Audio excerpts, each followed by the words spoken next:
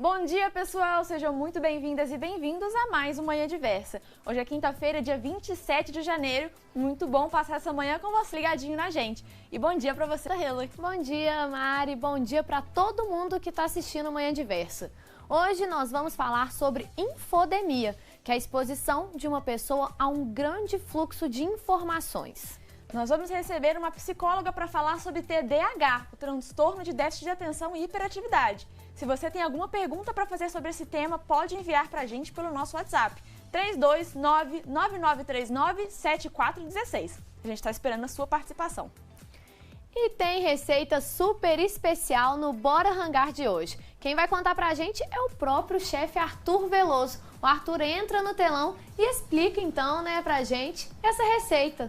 Hoje a gente vai aprender a fazer o frango do governador, que é uma receita que eu criei a partir de uma releitura, Roberta. Um arroz cremoso recheado com frango e muita mineiridade.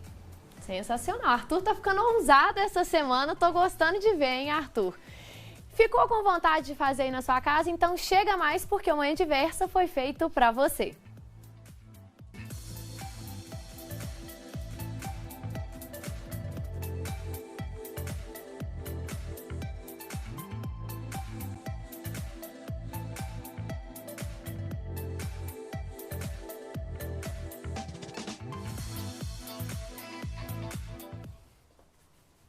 Infodemia. Você já ouviu falar nesse nome? É quando uma pessoa fica exposta a um grande fluxo de informações por um determinado período de tempo. Uma pesquisa da Universidade Federal de Juiz de Fora analisou os efeitos desse fenômeno entre idosos durante a pandemia. E hoje nós recebemos aqui no Manhã Diversa as autoras, então, desse estudo. Sejam muito bem-vindas ao nosso programa, então, A Isabel Leite, que é professora orientadora, e a estudante, a Elisa. Sejam muito bem-vindas, viu? Muito obrigada. Pra gente começar, então, o nosso bate-papo, hoje tá meio diferente, Vamos ver se vai dar certo, a gente fica aqui na torcida, Sempre, vocês aí que estudam redes sociais, internet, a gente sabe que a coisa é meio instável, surpresa, né? Então, surpresas podem aparecer, a gente já fala aí com o pessoal de casa. Mas eu queria começar perguntando pra Isabel, a pandemia de Covid-19 impactou as nossas vidas de diversas formas. E um desses impactos foi como que a gente lida, com as redes sociais. Nosso consumo aí, com certeza cresceu nesse período. Quais as consequências disso? E já falando dessa consequência, que seria essa infodemia, o que é isso? Explica então esse termo pra gente, fazendo favor. Sem dúvida, Roberta? Os meios de comunicação, todos eles têm um papel fundamental na nossa sociedade. Eles permitem que a informação chegue aos mais diversos pontos, às mais diferentes pessoas. Então, esse papel é essencial. Vocês são da área, sabem muito bem disso. Contudo, a Covid-19, ela realçou algo que principalmente a internet propiciou, que é o excesso de informação. Uma epidemia de informação. É algo que a OMS, então, em 2020, passa a nomear como infodemia. Um excesso de informações cuja fonte e a veracidade podem ser, inclusive, questionáveis. Então, esse é o nosso grande problema, o marco que desencadeou uma pesquisa, então, conduzida pela gente. Um termo recente, então, Sim, um termo recente. Na verdade, ele surge alguns anos antes, por outras vias, mas ele se popularizou e a OMS assumiu, a Organização Mundial de Saúde, assumiu esse termo, particularmente dirigido à questão do excesso de informações relativas à Covid-19. E agora eu quero fazer minha próxima pergunta para a Elisa. Quais que foram os fatores que chamaram a sua atenção para pesquisar mais sobre esse tema, Em que momento que isso foi observado, chamou a atenção? Olha, logo que a gente teve o decreto da pandemia, lá em março de 2020, já era esperado que a gente tivesse também uma epidemia de informações. Então, que essa infodemia fosse, de alguma forma, impactar a saúde da população. E nesse mesmo momento, a gente percebeu que os idosos estavam mais sujeitos à forma mais grave da doença. Então, juntamente com as medidas de restrição, como o isolamento social, a gente tem uma carga de vulnerabilidade maior nos idosos. Então, a gente entendeu que os idosos estavam sujeitos ao aspecto biológico da doença, né? Formas mais graves da doença. Precisavam ficar em isolamento social e, para isso, era necessário que eles manejassem as tecnologias de informação e que era esperada uma infodemia. Então, a gente percebeu que precisava estudar mais sobre o tema, como que a infodemia poderia impactar a saúde desses idosos. Elisa, aproveitando então que a internet está boa, vou emendar já uma pergunta para você também, né? Quais são então os principais fatores socioculturais que levaram então a essa infodemia? Vocês tiveram esse tipo de recorte nesse estudo? Como que foi isso?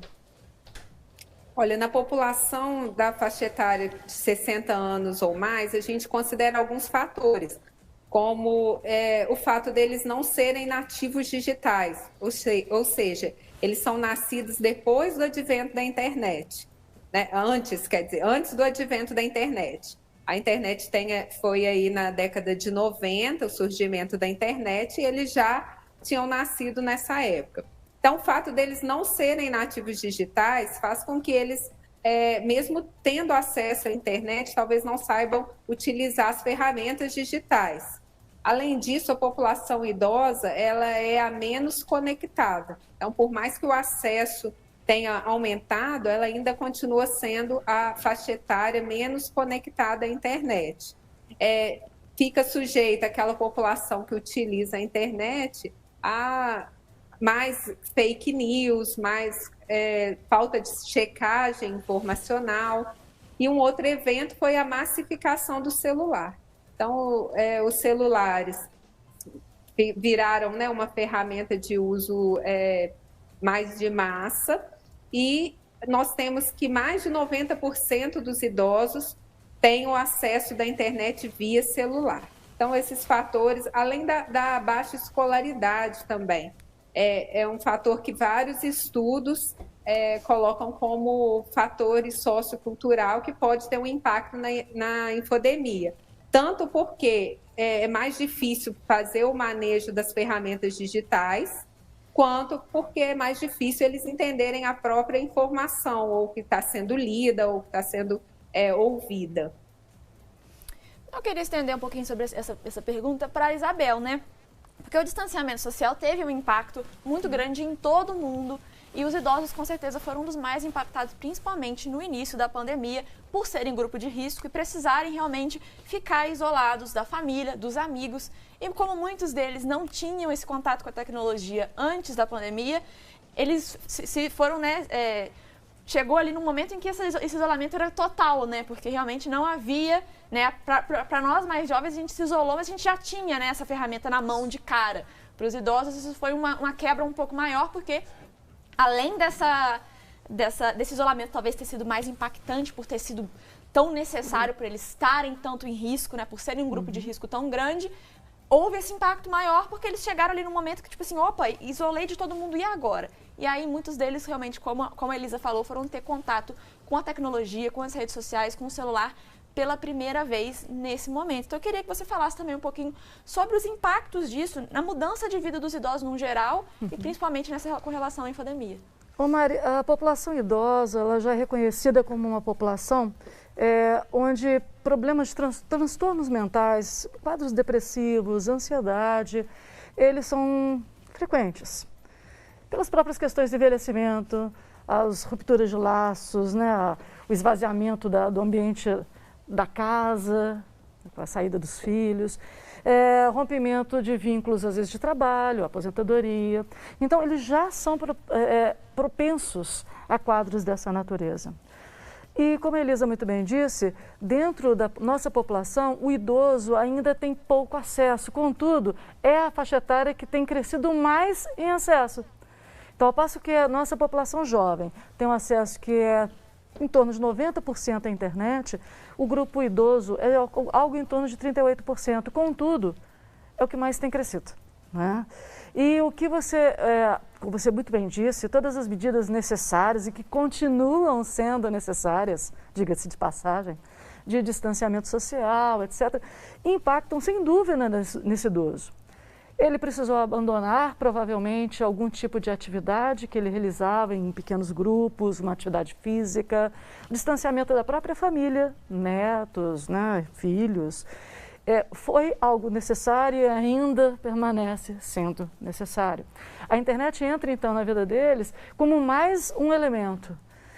Mas Elisa comenta muito bem o quão esse idoso está preparado para essa tecnologia. Claro que nós observamos no trabalho que Elisa conduziu, um perfil de idoso que é um tanto quanto diferente do perfil de idoso trivial que nós temos. São normalmente casados, brancos, com maior nível de escolaridade, é um perfil um pouco diferente, porque ele tem acesso a essa tecnologia. Mas mesmo assim, ele não deixa de ser vulnerável a ela. Principalmente, como bem também disse Elisa, não serem nativos digitais. A capacidade de checar veracidade e a forma como essa informação chega até eles, pelos celulares, através da internet, talvez não tanto pela TV, pelo rádio, mas pela internet, essa velocidade, e a velocidade com a qual ele divulga isso em grupos familiares, de amigos, traz um impacto tremendo para ele. Ele é sobrecarregado de imagens, de comentários, de possíveis soluções, e ele quer passar para frente isso, como uma forma, inclusive, de interagir com o mundo do qual ele teve esse afastamento. Existem, então, esses dois desafios, né? De ter esse excesso de informação e o desafio também dessa informação ser uma informação, pelo menos, de qualidade, né? Sim. Então, assim, é realmente um assunto que está... Perceba, Roberta, esse não é um problema apenas do idoso. O idoso é um público que nos interessou por uma linha de pesquisa existente, né, que previamente existe, por ser uma parcela da população, por exemplo, aqui em Juiz de Fora, muito volumosa, né, dessa população, e que, obviamente, está aí vivendo cada vez mais e queremos que viva cada vez melhor. Então, o interesse em estudá-la. Mas essa realidade é a realidade que afeta todos nós, não é só o público idoso. Acrescenta ainda um problema, outro, neste momento, que nós chamamos de ageísmo, que é o olhar pejorativo sobre esse idoso. O idoso é o que vai morrer, né, por Covid. Morreu, é idoso mesmo. Né? Esse olhar é preconceituoso, alimentou ainda o preconceito contra o grupo etário. Então, nós temos ainda que lidar com essa situação. Realmente era um público vulnerável, mantém-se vulnerável, etc., mas isso é probabilidade. E as pessoas também têm muita dificuldade de compreender esse conceito. Isabel, Elisa, a gente vai para um rápido intervalo, mas olha, no próximo bloco a gente continua o nosso bate-papo sobre infodemia na terceira idade. Agora são 10 horas e 14 minutos e a gente vai para um rápido intervalo.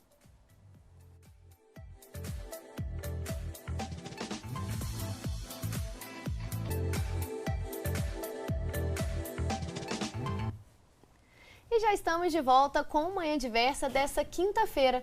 Agora são 10 horas e 16 minutos e hoje nós estamos falando sobre infodemia.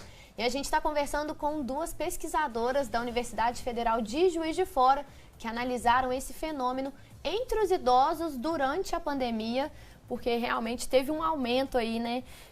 Durante esse período tão difícil, principalmente para essas pessoas que estão aí no grupo de risco. Dando continuidade, então, né, ao nosso bate-papo, queria começar com a Isabel. Os estudos apontaram, então, uma necessidade de novos arranjos sociais que contemplem aí as especificidades da população de idosos. Você já trabalhou um pouco sobre isso no primeiro bloco, né?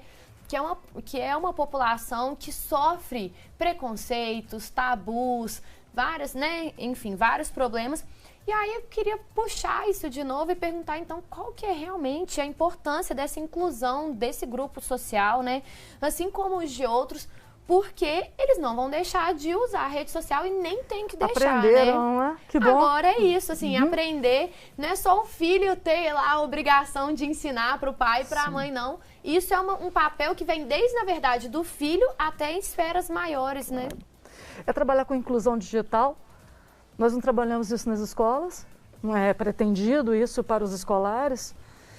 por que não ensiná-los desde então a necessidade de avaliar qualidade daquilo que lhes chega? Né?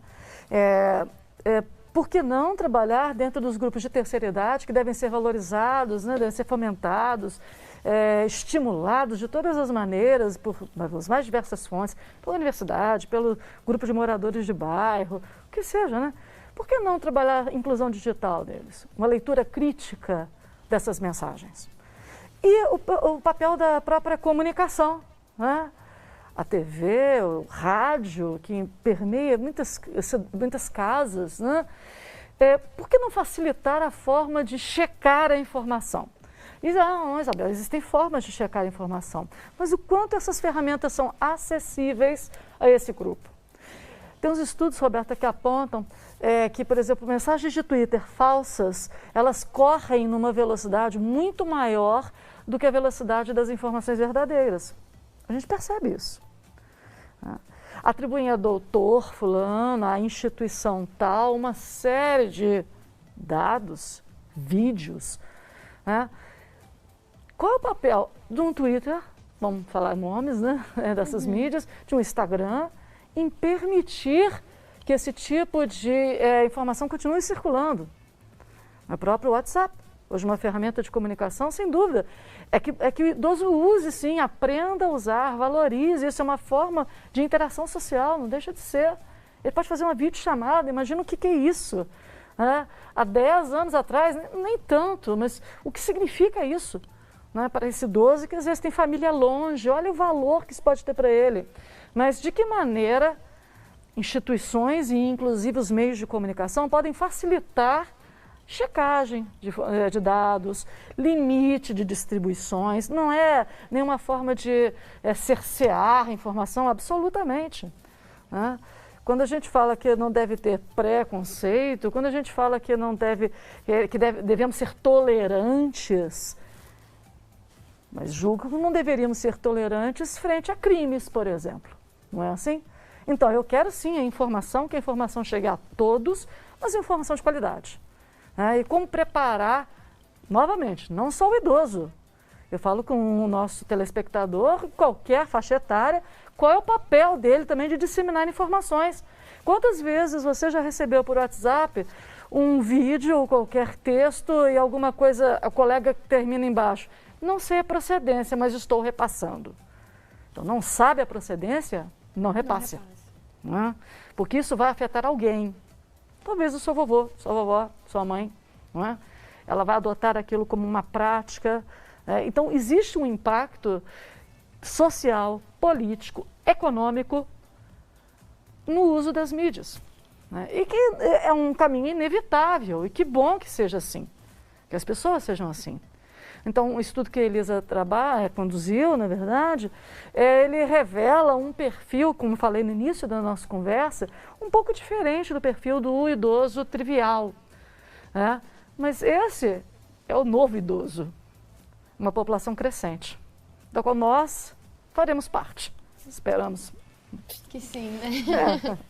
E é claro que a gente já falou um pouco sobre isso, mas não tem como não falar de infodemia sem falar de fake news, né? Sim. E o estudo de vocês aponta justamente a importância de se discutir o consumo de informações com fontes oficiais e com credibilidade. De que forma a infodemia se relaciona com a crescente disseminação de fake news, que realmente cresceu bastante durante esse período de pandemia que nós vimos e ainda estamos vendo, né? Durante a pandemia a gente viu realmente um número crescente de disseminação de fake news, né? Sim. Como é que essas duas coisas se relacionam? Mari, desde a origem da doença até hoje, com o processo de vacinação, que todos estão acompanhando, a quantidade de desinformação, né? Num mundo tão globalizado, tecnologicamente tão avançado, né? E falando aí com idosos, nós estamos falando de idosos, né? Esse idoso aí que está na casa de 70, 80 anos, como ele imaginava, né, o acesso a isso, né? Imagina, quanta evolução, que coisa positiva que é, né?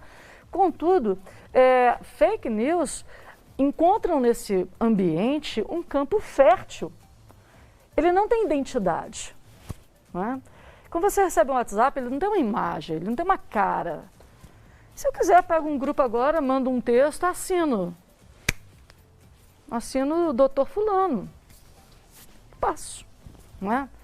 Essa experiência deve ser muito fácil de ser feita. E a quantos essa mensagem chegará? Em quantos? E em quantos essa mensagem trará impacto? Fake news talvez tenha sempre existido.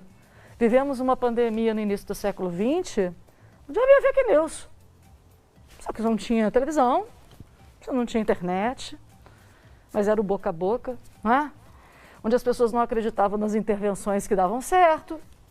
Isso em 1918, Roberta e Mari, e telespectadores. Não, século XX, 1918, e nós estamos em 2022, com tantos aparatos, vivendo basicamente a mesma coisa, só que por outras vias, né? Então, fake news existe no campo da Covid? Sim. Existe no campo econômico? Sim. Político? Sim. Das relações sociais? Sim. Uma fofoca? Né? É um jargão que a gente aprende quando é criança, né? Quem conta um conto aumenta um ponto, uma coisa assim, não é? Não é isso? Passa para frente, amplifica, nossa, que horror, pronto, acabou. Né? Então, a internet, ela só abriu o caminho para isso ser mais rápido, no nosso modo de entender.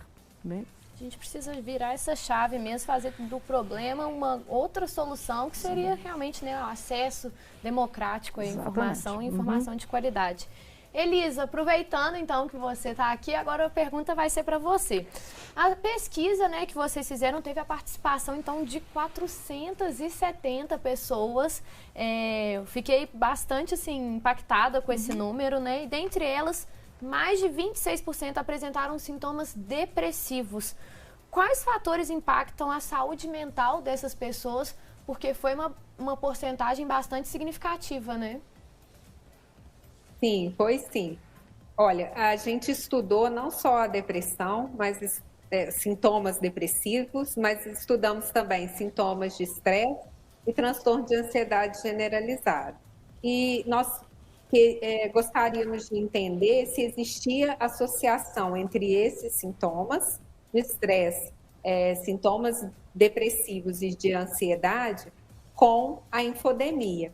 E nós percebemos uma associação, um impacto da infodemia nesses sintomas. Então, nós vimos que os idosos, né, manifestavam respostas de preocupação. Então, mais de 76% dos idosos se diziam, quando expostos a notícias e informações sobre Covid, se diziam preocupados, com medo de adoecer, com medo de perder pessoas queridas. Então, todos esses sintomas, né, foram muito associados ao aparecimento dos outros sintomas que eram nossos desfechos de estresse, depressão, sintomas de depressão e sintomas de ansiedade. Então, nós podemos perceber que existe o impacto da infodemia nesses sintomas de estresse, depressão e transtorno de ansiedade generalizada. E que ele também estava bastante relacionado com o tempo de exposição, né, às redes sociais. Então, horas por dia que aquele idoso estava exposto às notícias e o fato dele se sentir afetado também. Então, se ele se dizia afetado pelas informações, ou pelas redes sociais, ou pela televisão, isso também era um fator que predispunha esse idoso a ter esses sintomas que a gente pesquisou. E Elisa, para a gente ir caminhando para o encerramento do nosso bate-papo, eu queria saber quais impactos a infodemia, a gente pode esperar que a infodemia vai trazer para a nossa sociedade a curto e longo prazo.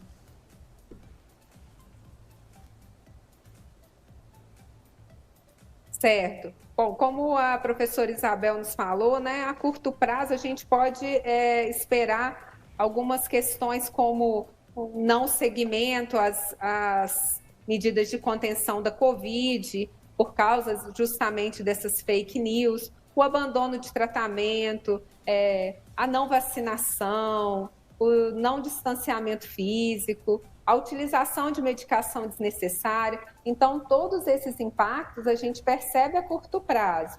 E a longo prazo, os impactos que a gente espera, né, é que de 1/3 a metade de toda a população vai sofrer algum transtorno psicossocial. E aí não estou falando só de idosos, não. Então, da população em geral, 1/3, a metade da população vai sofrer impactos psicossociais devido à infodemia e à própria pandemia. Então, a longo prazo, a gente espera que esses transtornos, como estresse pós-traumático, sintomas de depressão, agravamento ou aparecimento desses quadros de depressão, de ansiedade. Então, os sintomas a longo prazo realmente são a longo prazo. Espera-se que durante anos a gente ainda vai sofrer efeitos da pandemia e da infodemia. Mari, só uma questão complementando, desde o início da pandemia já haviam reflexões nesse sentido, né? O grande boom era a Covid, uma segunda onda, também chamavam como ondas. Uma segunda onda seria o agravamento de doença crônica, porque ele se afastava do serviço de saúde por medo de Covid e agravava a condição crônica dele, uma hipertensão, um diabetes, coisas dessa ordem. E uma terceira grande onda é o transtorno mental, né? O impacto da saúde mental da sociedade como um todo, né? E você é admirada com os 470 idosos, mas na verdade esse trabalho é maior, né, Roberta? É um trabalho que não é só no Brasil, é um trabalho originalmente concebido pelo professor Ricardo Cavalcante, da Faculdade de Enfermagem, junto com colegas da Faculdade de Psicologia e com a gente da Saúde Coletiva, né, da Faculdade de Medicina, que contempla diferentes cidades brasileiras. Então, no Brasil, nós temos mais de 3.000 respondentes, mas também México, Peru, Chile, Portugal, são todos envolvidos também nesse estudo, porque são comportamentos, são sociedades distintas. Como é que são esses comportamentos? Esses impactos, essas consequências, elas são a nível global. Sim, mesmo. Sem dúvida. E a gente ainda vai, né, a gente ainda vai conhecer muita coisa aí de consequência. Infelizmente, é isso, a gente está vivendo um período atípico, muito triste da nossa história e que as consequências, não, a gente está vendo uma parte delas agora, mas isso a longo prazo. Então, para a gente fazer a nossa última pergunta, a pesquisa ela ainda vai continuar? Quais que são as projeções, os próximos projetos aí? Sem dúvida, né? Os centros que colaboram tem tanto uma linha que nós chamamos de quantitativa, que foi que nós trabalhamos em Juiz de Fora com a Elisa, onde a gente, através de dados, de números, nós tentamos entender esse processo, mas também temos uma etapa qualitativa, onde, por exemplo, poderão ser conduzidas entrevistas com esses idosos para tentar entender melhor as formas que eles próprios têm de se defender desse processo. Era bastante interessante que, às vezes, durante a entrevista, eu ouvi alguns depoimentos, né, de uma pesquisa que era quantitativa, às vezes uma idosa ou outra, eu me lembro claramente desse exemplo, falava assim, depois você me entrevista na outra parte, que a gente perguntava se queria participar da segunda etapa, porque eu me dou muito bem com essas coisas, eu quero ensinar as pessoas como se dar bem, ficar bem. Imagina, né, que legal. Então, nós temos um processo que a gente poderia chamar de resiliência. Existem idosos que estão passando isso com resiliência. E imagina um idoso conversando com outro sobre isso. Isso também é ensinamento, né? Uma troca importantíssima. Então, nós temos também uma parte qualitativa, ok? Além de estudos que contemplem toda a população envolvida e não só a local, como o nosso. Muito bacana. Olha só, Elisa e Isabel, muito obrigada pela participação de vocês aqui no Manhã Diversa, por ter passado essas informações para a gente. Uma pesquisa tão importante sobre um tema que, como a Roberta disse, ainda vai vir aí à tona muitas consequências e muitas coisas que a gente ainda não viu acontecer, ainda vão ser vistas. Então, isso é só o comecinho, é uma pesquisa extremamente importante sobre um público tão importante que são os nossos idosos, que a gente tem que cuidar e tem que ter todo esse amor. Eu sempre falo assim, né, que os nossos vovós e vovôs, eles são preciosos, a gente tem que amar eles, tem que fazer, né, realmente voltar os olhares para eles em todos esses sentidos, e essa pesquisa é muito importante também nesse sentido. Então, muito obrigada mais uma vez. Obrigada a vocês. E assim, fica o convite para voltarem mais vezes também aqui no programa. Que puder colaborar. Muito obrigada, bom dia. E depois do intervalo tem o quadro Bora Rangar. E hoje tem receita autoral do chefe Arthur Veloso. É o frango do governador. Então não sai daí que a gente volta já já.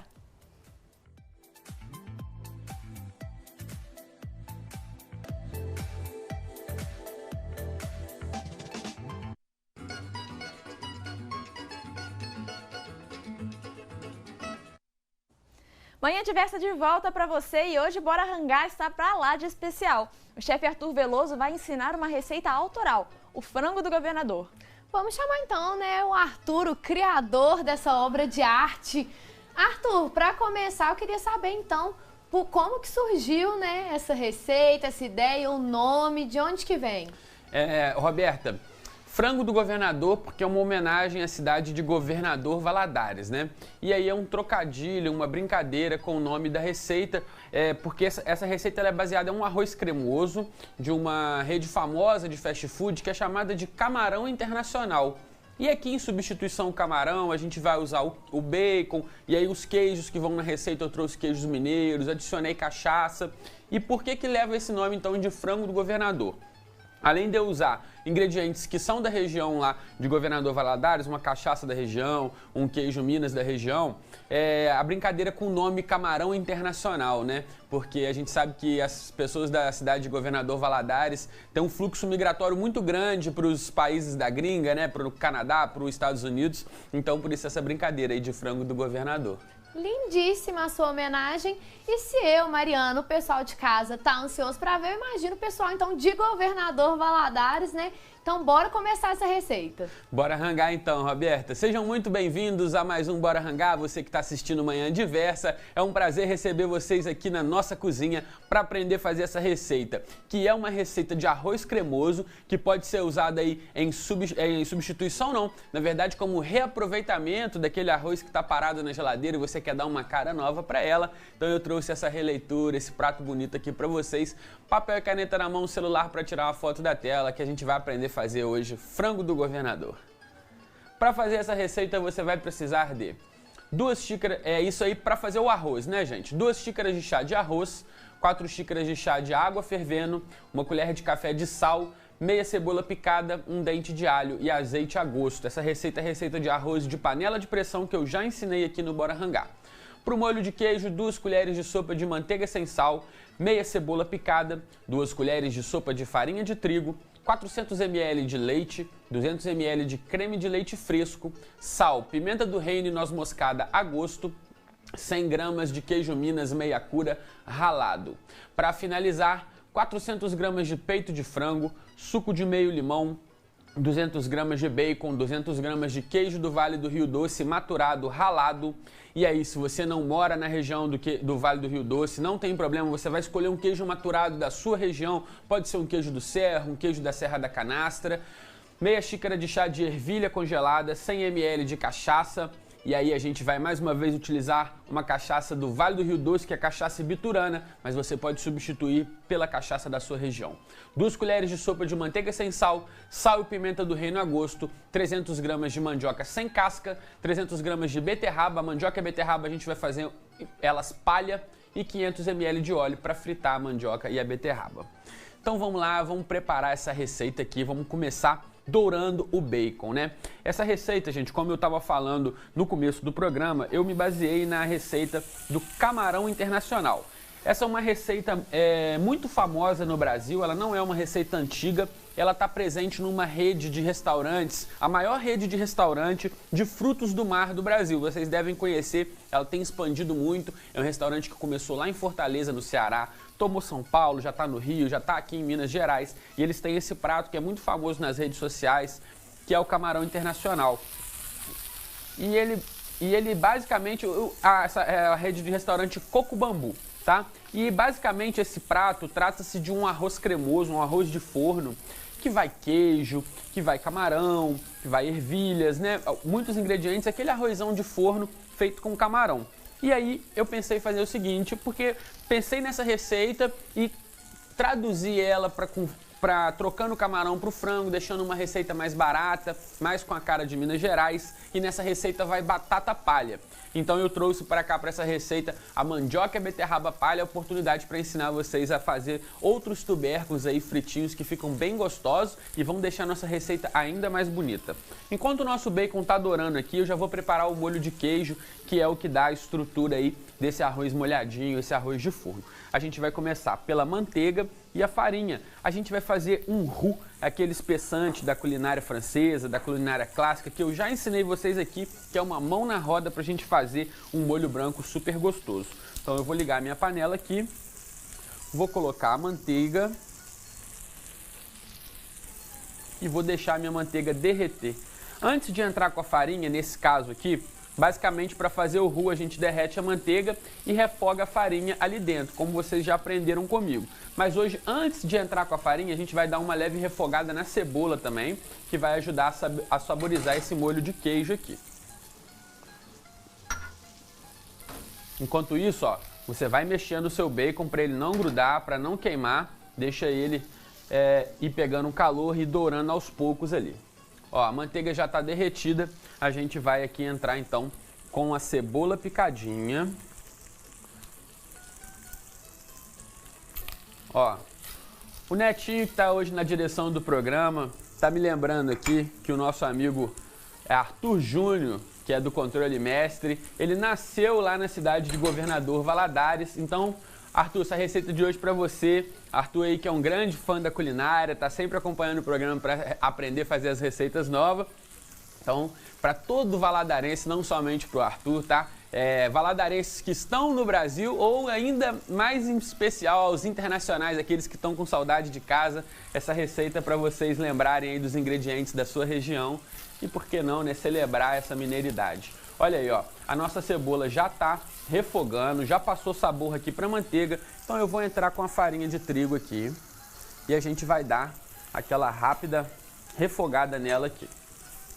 Vou abaixar um pouco o fogo, que tá bem quente, para não queimar a minha farinha, mas eu quero dar essa refogada aqui para que ela não fique com gosto de farinha, para o nosso molho não ficar com gosto de farinha. Isso é muito importante, gente. Antes de entrar com leite, deixar a farinha dar uma breve cozinhada aqui. Isso é muito importante para que ela perca o gosto de farinha, fica aquele molho branco farinhento, sabe? Então a gente dá uma refogada boa, deixa ela começar a dar cheiro de biscoito assando. Esse é o cheiro que indica que a farinha já cozinhou. Então eu vou vir aqui, ó, com leite e com o creme de leite, já vou trazer para cá, antes de entrar com o queijo meia cura.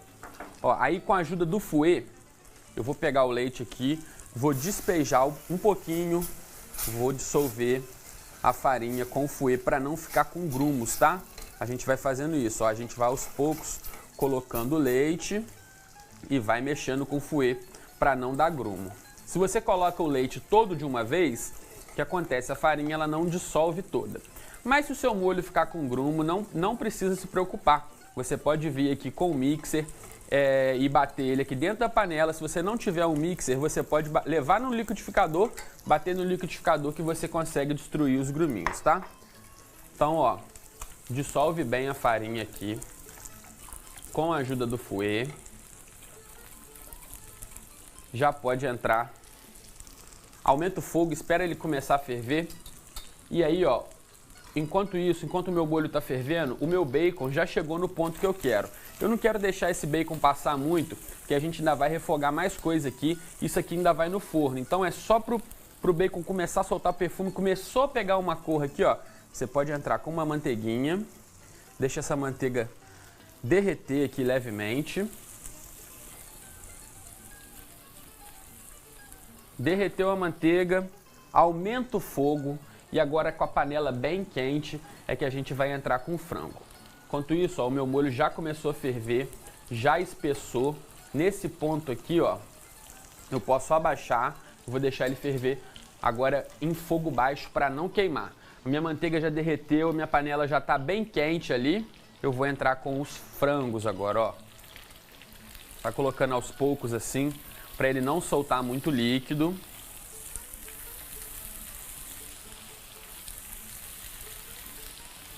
E aí, olha só, tá fazendo esse barulhinho, o barulhinho de que tá grelhando, que tá fritando. A gente não quer que o frango solte água aqui dentro para ele não cozinhar. Eu quero só dar uma caramelização por fora para ele. Eu quero que ele fique douradinho, mas sem cozinhar demais.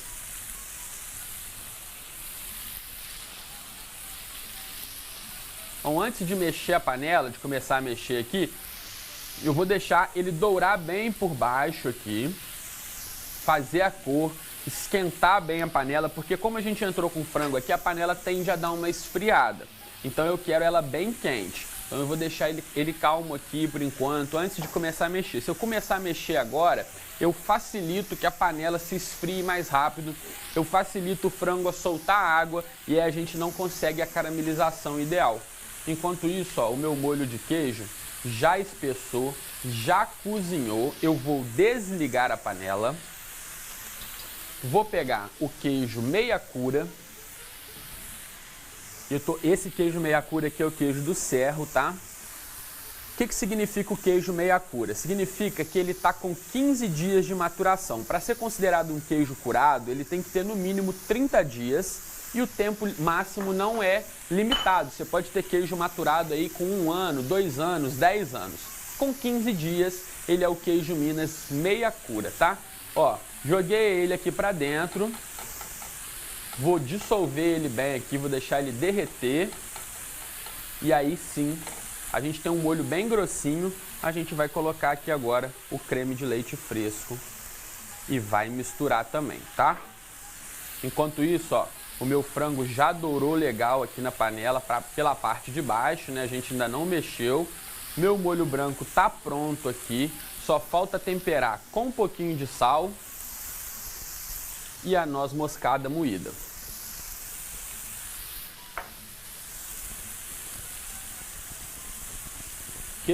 O molho de queijo está temperado, está prontinho. A gente vai reservar eles, pode até esperar ele dar uma esfriada legal. Eu vou vir aqui, ó. Vou mexer meu frango com bacon. Posso colocar um pouco de sal aqui também para temperar o frango. Sem exagerar muito, tá, gente? A gente está usando bacon, a gente está usando queijo, tudo são ingredientes que tem sal já, então vai devagar no sal. Temperei com sal, pimenta, agora está na hora da cachaça. E aí a gente vai flambar, tá certo? Cachaça para dentro, puxa a panela, deixa o fogo se extinguir naturalmente. Enquanto a minha panela tá pegando fogo aqui, o bicho tá pegando, a gente tá preparando esse frango do governador. O Manhã Diversa vai para um rápido intervalo, mas ainda não acabou, tá, gente? Tem muita coisa boa, daqui a pouco a gente volta aqui para ver como é que tá ficando isso aqui. Não sai daí, a gente volta já já.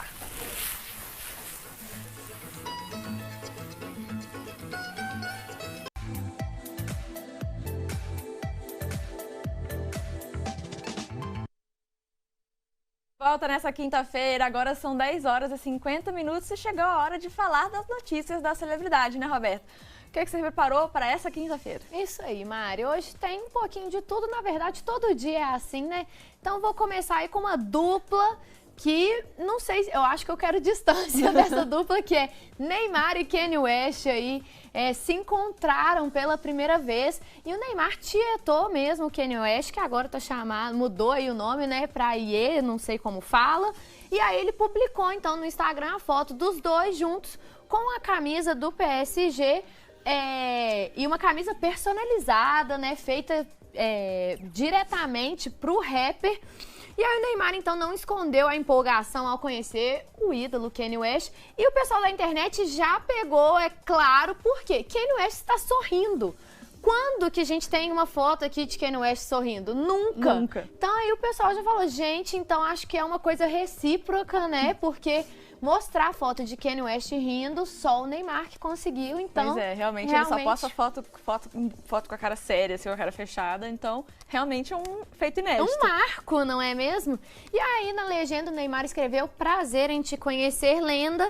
Então esse encontro, gente, aconteceu durante um treino do Paris Saint-Germain, que é o time, né, no qual o Neymar é atacante, em Paris, na França, e o Kanye estava aí na cidade para participar da semana de moda, aproveitou para ver o treino, ganhou uma camisa, uma foto com o Neymar, e que a internet, é claro, adorou, porque são dois nomes aí super relevantes, né?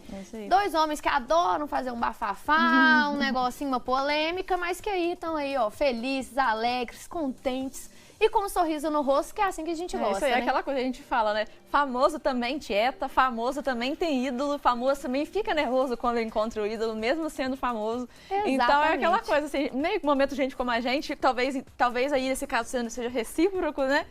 Então é engraçado assim, imaginar essa situação, se os dois estavam nervosos para conhecer um ao outro, como é que foi, ou se já estão tão acostumados que já não ficam mais nervosos. Exatamente. Enfim. E continuando o que eu falei aí, comecei com um pouco de fofoca internacional, vou continuar nessa.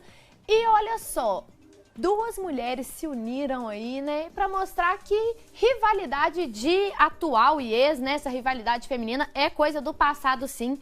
Então a atriz Mila Kunis, que é a atual esposa do ator do Ashton Kutcher, ela participou, então, fez um comercial ao lado da ex, né, do Ashton, que é a Demi Moore.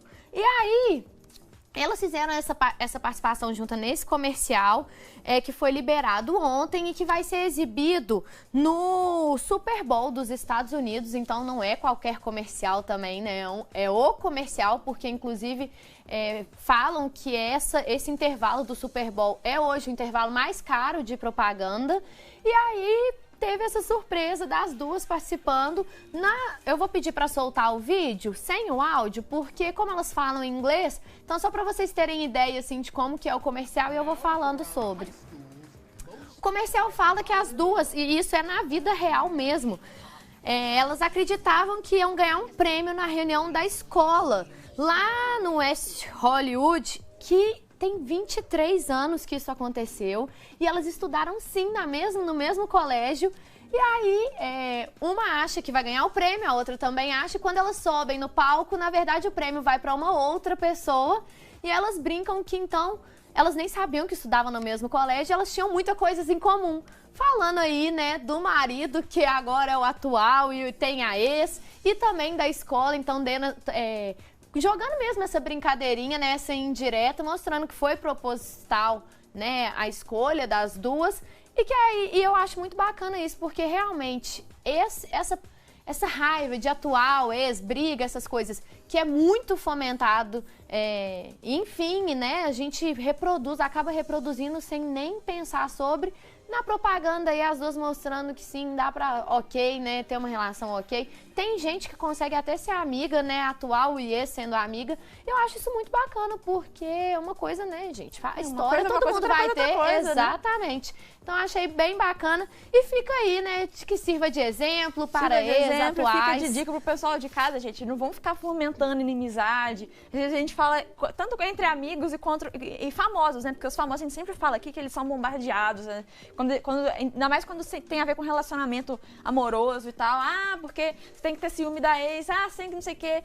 Isso tudo, né? O público muitas vezes alimenta. Sim. E a gente até falou aqui um caso de uma atriz que o pessoal tava falando que ela tinha que ter ciúmes do namorado tá contracenando com a ex. Sim, o Cauã Raymond. Exatamente. Então, assim, gente, isso não tá com nada, sabe? O casal que se entende entre si, se eles têm uma relação de comprometimento, de confiança, não tem nada que ficar tendo inimizade com ex, até porque ex, né? Acabou. Então, assim... Isso aí. Já que a gente tá falando de polêmicas, né? Olha isso, e essa notícia eu fiquei chocada do mundo dos famosos, porque depois de 15 anos, a justiça indiana absolveu aí uma atriz por causa de um beijo que ela recebeu do ator Richard Gere lá em 2007. A gente já chegou a ver aí, né, a foto, ela vai voltar, eu até peço para deixar pausada a foto dos dois. Então, o tribunal indiano finalmente inocentou ela, que a gente está vendo aí a foto, a Shilpa Shetty, das acusações de obscenidade, 15 anos depois que a estrela, né, do filme Bollywood foi beijada no palco pelo ator. Bollywood é a indústria cinematográfica isso. E ela foi beijada pelo ator. E olha só o que eu achei mais contraditório disso, ela não esperava esse beijo. E ele beijou em um protesto, mostrando que beijo não é para ser tabu, enfim. Porque lá na Índia, o beijo em público ainda é considerado tabu. E aí ele fez uma participação lá, e aí ele beijou, e logo depois foi emitido um mandato de prisão para ele. E que logo depois a Suprema Corte da Índia tirou o caso dele. E ela demorou 15 anos para conseguir, né, essa né? Exatamente. Então, assim, meio bizarra essa história, né? Assim, por um todo, eu acho que a intenção dele foi boa, mas é isso. Cultura é cultura. Se você tá lá, você tem que respeitar isso.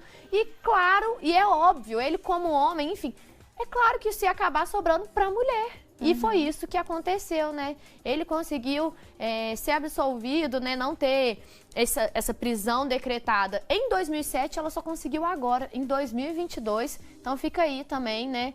Esse questionamento, essa demora, enfim, um absurdo, né? Pois é uma história que realmente tem várias coisas problemáticas aí por trás e que tem essa questão cultural que a gente tem que discutir também até que ponto, né? Que a gente, né, quando a gente vê uma coisa dessa, a gente tem que deixar quieto, a gente tem que realmente discutir e problematizar. Porque tem realmente várias camadas aí por trás dessa história, que é uma coisa que provavelmente começou de algo extremamente inocente, né? Que não veio de uma intenção de causar esse bafafá todo, ou uma coisa que duraria tanto, apesar de ter tido aí talvez uma falta de cuidado da parte dele, de ter feito de ter agido dessa forma, mas que repercutiu, assim, que causou um problema que durou aí 15 anos e que se bobear ainda não terminou, né? Que se bobear, se demorou 15 anos só para ela ser absolvida, ainda deve ter alguma coisa aí por trás, né? Não sabemos os impactos que isso teve na carreira dela. Exatamente. Enfim, né? Então, bem complicado.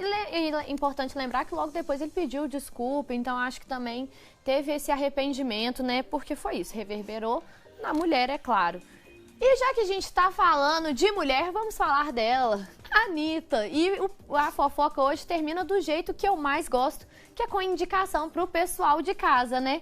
E hoje a Anitta vai sim estrear a nova música Boys Don't Cry, que sai hoje, o clipe sai amanhã, que é a nova aposta aí da Anitta, né, internacional. A gente tá vendo um tweet que ela fez, porque dá pra ver pelas fotos do álbum que tá meio sombrio, assim, né, a ideia, o jeito que ela se veste, o jeito que ela tá maquiada. E ela falou que foi aí uma volta, talvez, uma nostalgia, lembrou ela a adolescência de quando ela era emo.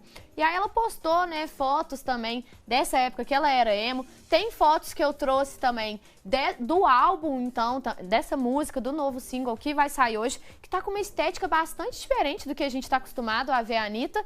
E também muito interessante, porque a Anitta é realmente múltipla, ela é diversa. Tem uma hora que ela tá, né, mais patricinha, tem uma hora igual agora, tá resgatando aí o lado emo. E aí, hoje, se você é fã de Anitta, hoje estreia, então, a música Boys Don't Cry, que é a canção, gente, é a primeira que ela foi produzida da Anitta com o renomado Max Martin, que já trabalhou com nomes como Britney Spears, Backstreet Boys, Taylor Swift e Adele. Então promete, e se você tá um pouco curioso, sofre aí de ansiedade, não sofra de ansiedade, porque ela já divulgou uma parte da música dela no Instagram, então é só você ir no Instagram que você encontra aí um trechinho da música que sai logo mais, então fica aí, né, pros fãs de Anitta e pro pessoal que gosta de renovar sempre a playlist. A Anitta tá lançando música nova. E fica também hoje o meu dia de enaltecer a Anitta, porque eu, como adolescente emo que fui, vi essas fotos dela e falei assim, gente, realmente, momento nostalgia, eu também tive essa fase, não sei se ela passou completamente, pra falar a verdade, mas rolou uma identificação aí com a Anitta, então assim, eu não sou tão fã da Anitta quanto você, admiro ela, mas não sou tão fã, mas agora nesse momento foi o meu momento de enaltecer a Anitta, porque eu realmente fiquei assim, olha só, a Anitta também foi emo, gente. A Anitta também pode ser emo. É isso, Mari, fofoquinha hoje. Foi leve, foi rapidinho, só pra gente pincelar mesmo o que tá acontecendo no mundo dos famosos. Rapidinho, mas bom demais como sempre. Agora são 11 horas e 1 minuto, daqui a pouquinho nós vamos falar sobre material escolar. Já comprou a lista dos seus filhos? Então cola com a gente que tem dicas importantes pra você economizar.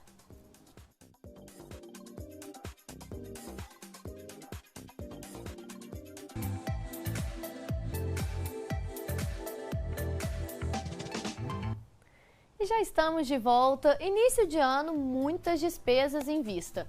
É uma grande preocupação dos pais, com uma lista de material escolar que é um verdadeiro pesadelo às vezes, né? Pois é, e uma pesquisa do site Mercado Mineiro revela que a variação de itens muito comuns, como grafite, pode chegar a 450%. Neste ano, os preços dos materiais estão ainda mais salgados.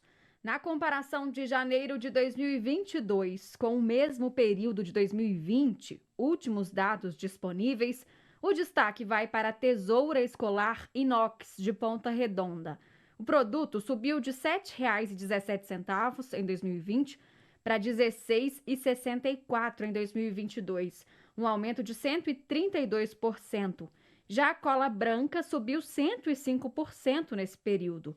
A caixa de lápis de cor com 12 cores pode custar de R$ 6,49 a R$ 13,90, um aumento de 114%. E um mesmo item pode variar bastante entre os estabelecimentos. O grafite 052B pode custar de R$ 1,00 a R$ 5,50, variação de 450%. O caderno espiral capa dura de 200 folhas tem variação de 136%. Já a borracha branca número 20 pode custar de R$ 1,50 até o dobro, R$ 3,00. Esses aumentos são justificáveis em virtude, muitas vezes, do aumento do dólar. A matéria-prima de diversos itens é importada. Além disso, tem outros produtos que são importados e que chegam com muita força nesse mercado durante o período de volta às aulas. Por isso que a gente tem que ficar muito atento e pesquisar o preço. E vale lembrar que agora, na segunda quinzena, há uma concorrência maior entre os estabelecimentos. Então, a dica para os pais é mesmo pesquisar. Do jeito que está, dificilmente o pai vai dar conta de comprar a lista de material escolar toda logo no início do ano, porque já tem diversas outras contas, como IPVA, IPTU, matrícula, o cartão de crédito que veio do Natal, férias. Então, isso pesa bastante. Outro detalhe também importante: os pais não podem ser comodistas de comprar somente em um lugar, porque ele vai achar mais caro. Nós temos aí que pesquisar 2 ou 3 estabelecimentos, levar uma lista do próprio site Mercado Mineiro para que a gente possa estar pechinchando o preço, pedindo desconto e muitas vezes pedindo até para que se divida mais a lista, sem juros, obviamente. Mais de 400% de variação. Tem que realmente fazer uma pesquisa, pechinchar os preços mesmo, não pode ter vergonha de fazer isso. E olha, na minha época, eu acho que na sua também, as listas já eram grandes, né? Agora imagina hoje o que pai e mãe devem estar passando aí com essa lista de material escolar, né, Mariana? Pois é, fora o aumento de preços, né, às vezes uma quantidade maior de coisas que precisa, alguns materiais escolares um pouco diferentes que a gente tinha na nossa época. E eu não tenho nenhuma criança em casa, né, eu tenho meu irmão que não mora comigo, que está nessa fase escolar, eu já ouvi minha mãe comentando sobre isso. Mas, assim, eu lembro da minha época. Eu amava comprar material escolar quando não era eu que pagava. Eu adorava ir na loja comprar. Mas ser a pessoa que paga, realmente tem que ter um cuidado, né? E agora, a gente vai ter um momento muito especial no nosso programa, porque a gente vai voltar lá na cozinha com o Arthur para continuar a receita. Então, roda a vinheta do Bora Rangar e a gente já começa.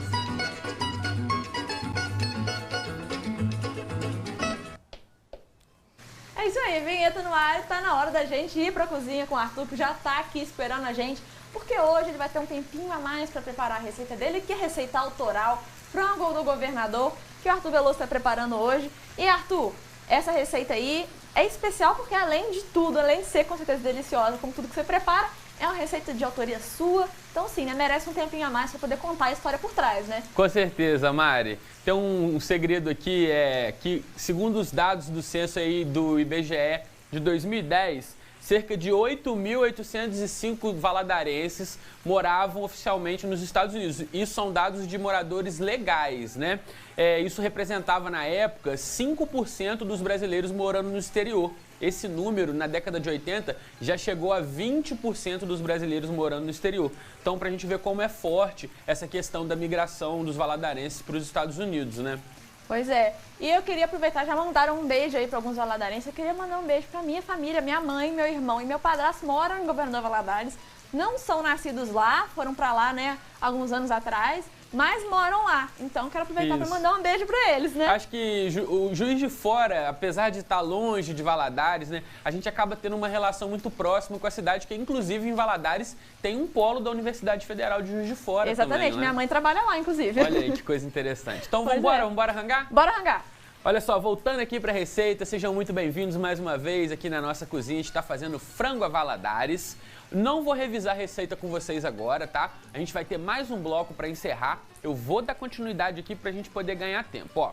Lá no primeiro bloco a gente fez um molho de queijo rapidinho, fez aqui também, dourou o bacon, dourou o frango e flambou ele na cachaça. Aí vai ficar com bastante cachaça na panela. Enquanto a gente tava lá no bloco da fofoca, conversando sobre a vida dos famosos, eu deixei ela aqui em fogo baixo, reduzindo, e ela já voltou a fritar, ou seja, a cachaça já secou, emprestou o seu sabor pro prato e a gente vai dar continuidade a partir daqui. É assim que você vai fazer na sua casa. Se você perdeu o primeiro bloco, assiste o Bora Rangar. No próximo bloco eu conto com mais detalhes do que foi feito até aqui, mas aqui a gente vai dar prosseguimento, ó. O que eu vou fazer agora? Eu vou entrar com o meu arroz. Esse arroz é a receita de arroz de panela de pressão que eu já ensinei para vocês aqui. E como eu disse, né? Uma receita de reaproveitamento, você vai usar aquele arroz seu que já estava na geladeira, tá? Não tem problema. Se ele tiver ainda em condições de consumo, você vai tacar ele aqui para dentro e vai dar uma nova cara pro seu arroz, ó. Então, arroz cozido aqui para dentro da panela. A gente vai misturar para poder, né, todos os ingredientes aqui se misturarem e conversar.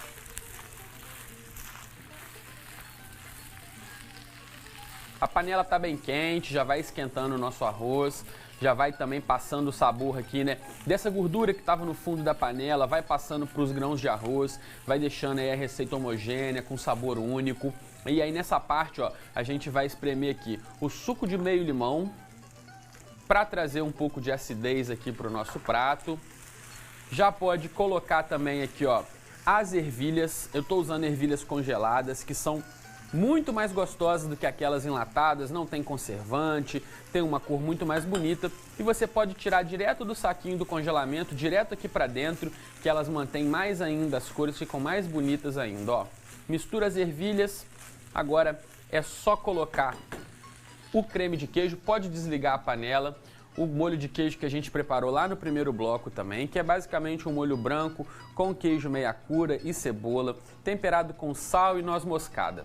Ó, vou colocar aqui o molho, é um arroz caldoso, um arroz de forno, né, bem molhadinho. Enquanto eu estou fazendo isso aqui, eu já estou ali com a minha panela esquentando para a gente poder fritar a mandioca palha e a beterraba palha, que vai entrar só no final, depois que o prato já tiver gratinado, ó. Então vamos misturar aqui o arroz com o molho de queijo. Olha só que lindo que fica esse prato, gente. Só do jeito que tá aqui, já dá para servir, já dá para comer e fica muito gostoso. Só que aí a gente não contente com ter uma receita bonita dessa, cheia de sabor, já esse arroz cremosão aqui, lembrando até, né, um arroz à piamontese que a gente até já fez aqui, a gente vai levar ele pro forno para gratinar com mais queijo por cima ainda e depois finalizar com a batata, com a mandioca palha e a beterraba palha, né? Então, ó, eu vou passar aqui para essa paejeira. Você pode usar na sua casa uma travessa, a maior que você tiver, porque ó, a receita é grande, com certeza você vai precisar de uma travessa grande. Eu vou usar aqui a paejeira, que vai ficar bem bonito e vai lembrar também a montagem do camarão internacional, tá? Que ele é servido assim, numa travessa redonda. Ó, então eu vou ajeitar ele aqui, já tá bonitão. E aí a gente vai fazer o seguinte: tô usando o queijo aqui do Vale do Rio Doce, né, da região do Governador Valadares, esse queijo aqui curado. Diferente do outro que a gente usou no molho, esse aqui tem no mínimo 30 dias de maturação, tá? E o tempo não é limite para um queijo maturado. Quanto mais tempo ele for maturado, mais sabor ele vai ter, né? Ele vai adquirindo outras características de acordo com o passar do tempo. E aí você pode escolher o seu queijo maturado da sua preferência, pode ser um queijo da canastra, pode ser um queijo do Cerro, né? A sua escolha. Queijo para dentro, o meu forno já está pré-aquecido no máximo ali 220 graus, deixei ele pré-aquecendo e a gente vai levar para gratinar. Então, ó, vou colocar aqui no forno, vou deixar esse prato gratinando aqui, né? Fazer aquela casquinha de queijo gratinado por cima é muito importante. E aí a gente vai agora fritar mandioca e beterraba, tá? Ó, o que eu fiz aqui? A beterraba eu nem descasquei ela. Com casca e com tudo, passei só no ralador, ralo grosso, e deixei ela aqui. A mandioca, claro, eu descasquei, ralei no ralo grosso e deixei ela de molho na água para ela perder o excesso do amido dela, ó. Então a gente vai começar fritando a mandioca. Pouca mandioca para não entornar. O óleo já estava quente, né? E a gente vai fritar até ver que ela ficou dourada. É o mesmo para mandioca, é o mesmo para beterraba, ó. Abaixou a espuma aqui, você já pode vir dando umas batidinhas aqui, ó, para separar a mandioca, porque ela gruda uma na outra, tá? Você não vai conseguir separar ela toda aqui no óleo, você não tem problema. Quando ela acabar de fritar, você separa com a mão depois que ela esfriar. E com uma vantagem, tá? A mandioca palha, ela demora muito mais tempo para murchar, ela fica super crocante, muito mais crocante que a batata palha e ela não murcha, é impressionante. Você pode fritar de manhã para comer de noite, ela ainda vai estar sequinha, ainda vai estar crocante e com sabor assim sensacional. Isso vale para a beterraba também. A beterraba murcha mais rápido, mas também tem uma resistência bacana. A diferença da beterraba é que, ela fica linda, fritinha, assim, conforme batata palha. Vocês vão ver como fica bonito. E ela é super docinha, né? Porque a beterraba ela tem muito açúcar, né? Em alguns países ela é até utilizada na produção de açúcar, né? Aqui no Brasil é mais comum a gente fazer o açúcar de cana, né? Mas a beterraba ela já foi muito utilizada no mundo para a produção de açúcar. E é muito interessante isso, ó. Então, a mandioca já fritou. Esse é o ponto dela, ela acaba de dourar depois que você tira. Você não pode deixar ela dourar demais aqui no óleo, senão você vai acabar queimando a sua mandioca. Eu vou mostrar para vocês agora como frita a beterraba palha. Vou pegar pouca também para não espirrar. E aí, ó, a gente vai deixar a beterraba. Subiu a espuma, normal. O problema é que a gente precisa observar, eu preciso que vocês fiquem muito atentos agora ao visual dessa fritura. Observa, ó, a espuma tá baixando, não precisa mexer, tá? A beterraba, diferente da mandioca, ela vai fritar sozinha aqui, mas só que você tem que tomar cuidado para ela não queimar. Quando que você vai tirar essa beterraba? Tá vendo que as bolinhas estão sumindo? Daqui a pouco todas as bolinhas vão desaparecer de fritura, quer dizer que a beterraba perdeu toda a água dela. É nessa parte que você vai tirar. E ela ainda não vai estar crocante, é muito interessante isso da beterraba. A beterraba ela fica crocante depois que esfria. Pode ter certeza, vai achar assim, deu tudo errado a minha beterraba. Vou mostrar pra vocês, ó. Vou até desligar minha panela aqui, já tá bom aqui, tá? Pra ela não queimar, senão fica amarga. Ó, tá molinha ainda, você pode observar que ela ainda tá, parece que não ficou pronta, não deu certo. Calma, ela vai esfriar, ela vai escorrer e ela vai ficar crocante, pode acreditar. Eu vou continuar fritando as minhas beterrabas, as minhas mandiocas aqui, enquanto o frango gratina ali no forno. O Manhã Diversa vai para um rápido intervalinho, mas ainda não acabou, a gente volta já já, não sai daí.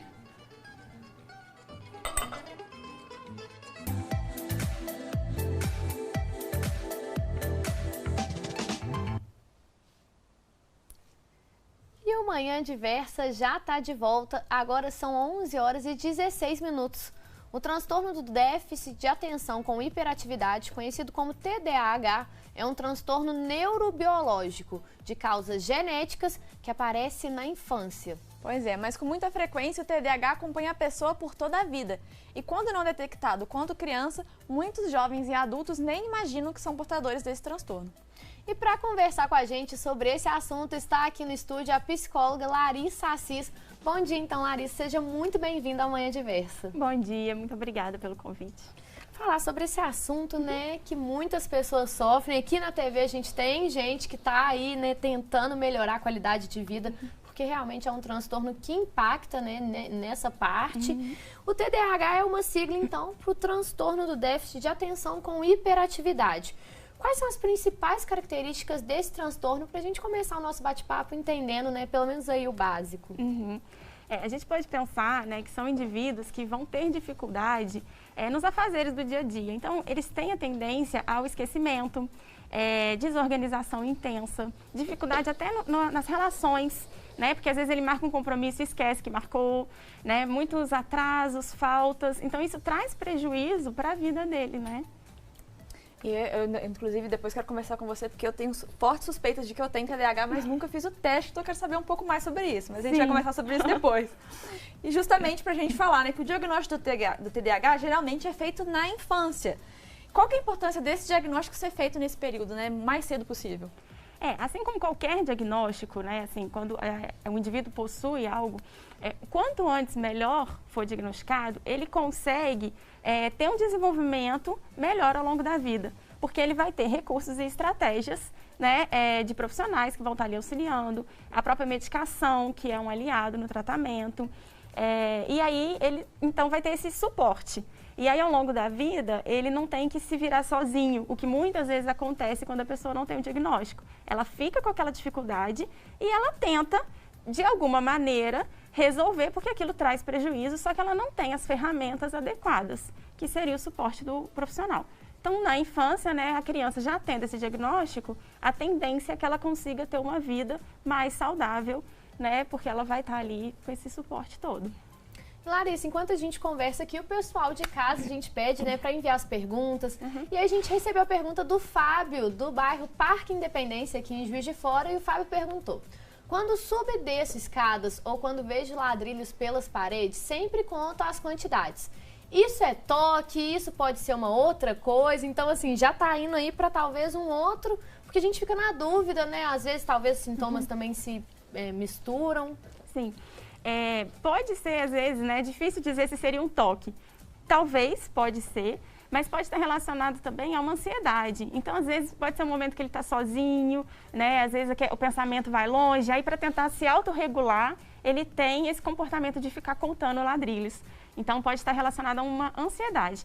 Pode ser, sim, algum, né, toque, mas aí teria que fazer uma análise maior. Esse diagnóstico, né, ele vem com um acompanhamento longo e, inclusive, fica até um alerta para o pessoal de casa, porque se você chegar para um profissional e perguntar, eu tenho isso e isso é TDAH, e a pessoa falar que sim, tem um pé atrás, porque realmente, né, é um acompanhamento, às vezes, tem que ver se esse é um sintoma que a pessoa tem de anos, ou se é um momento, porque isso tudo, né, então, os diagnósticos, gente, tem que ter uma atenção, porque eles não vão ser feitos da noite pro dia, né?